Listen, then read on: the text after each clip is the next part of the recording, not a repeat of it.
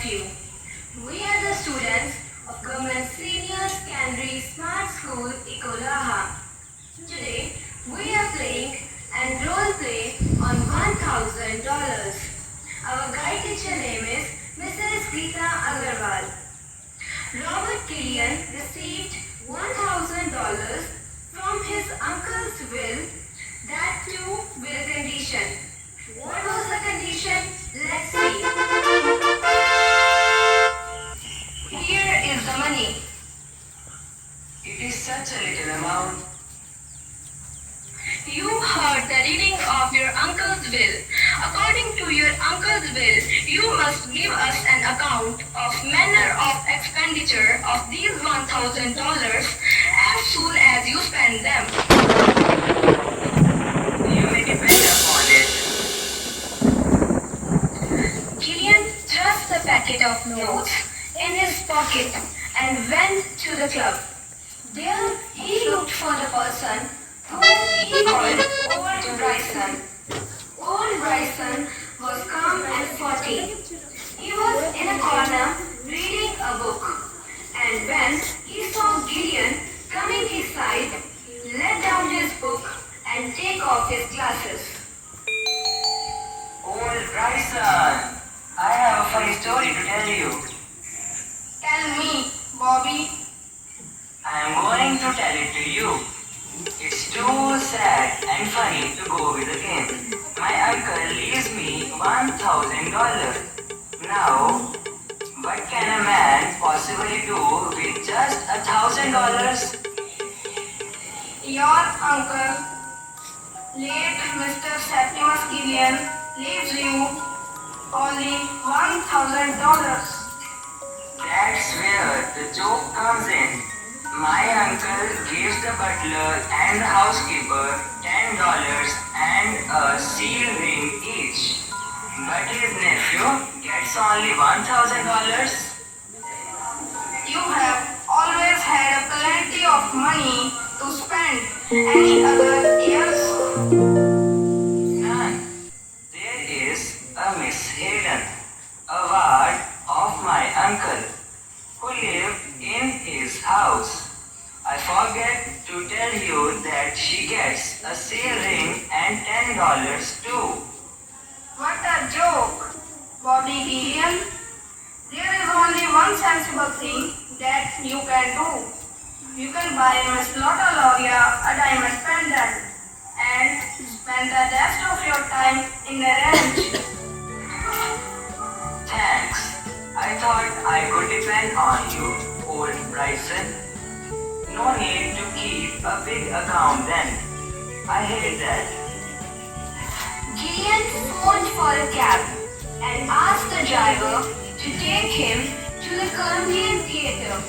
Miss Lotta Loria was almost ready for the show when her dresser mentioned Mr. Gideon's name.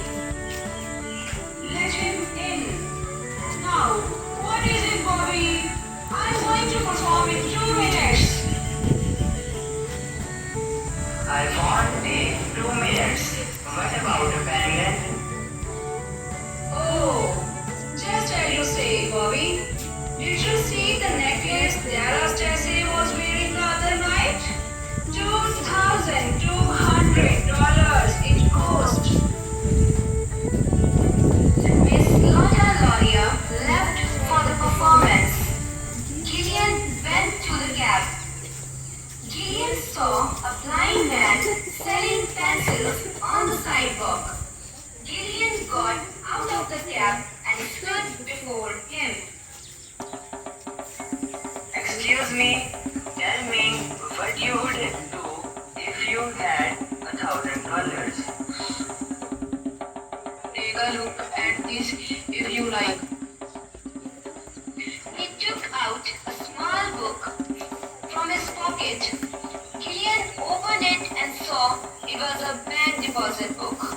It showed a balance of $1,785 to the blind man's credit. Gideon returned the book and got into his cab. Norman and Sharp at Broadway.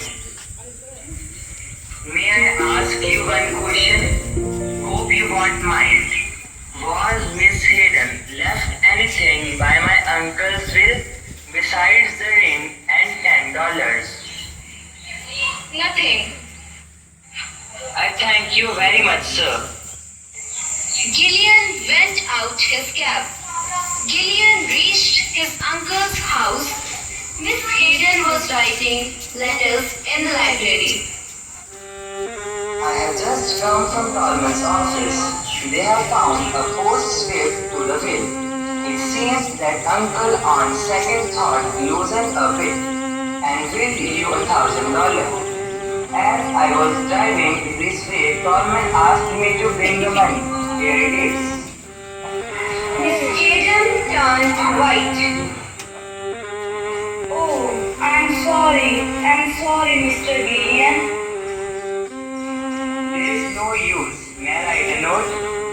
She gave him the paper and then went back to her work. Gillian made an account of his expenditure of the $1,000 in these words. Paid by the black sheep, Robert Gillian, $1,000 on the account of eternal happiness to the best and dearest woman on earth. Gillian went out of his cab and reached Tolman and Sharp's office. I have spent $1,000 and I have come to give you the account. Mr. Tolman went to the door and called his partner Sharp. Together they discussed something. Mr. Gillian, your uncle had left another envelope which was to be opened after you had submitted an account of spending the $1,000 bequest in the will. As you have given the account, my partner and I read the content of envelope. But the gist is that if you have spent the $100 wisely, we have the power to release you $5,000 kept for you. But if you spend the money the same way as you did in the past, the $5,000 will be paid to Miriam Hayden, the ward of the late Mr. Gillian. Now, Mr. Gillian, we will examine your account in regards to $1,000.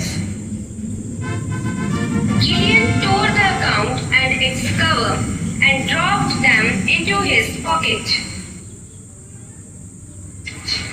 It's alright. There is no need to bother you with this. Anyhow, I lost the $1,000 on the races. Good day to you, gentlemen.